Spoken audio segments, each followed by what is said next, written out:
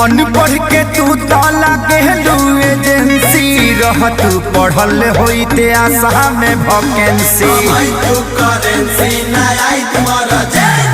भोक भोक बुतत रहे पढ़े घरे दियारा पिया बागे पिया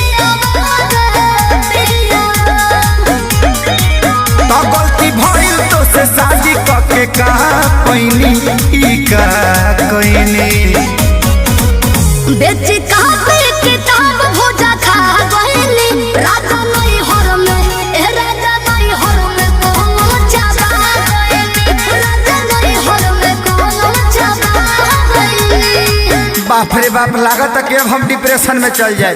ठीक बा अकेले जाई हाँ जाते नहीं तो जाके देखी हाँ। अब बढ़िया जगह होई नु हाँ। तो हम आ ओजे हनीमून मनावल जी डिप्रेशन में घूम घाम के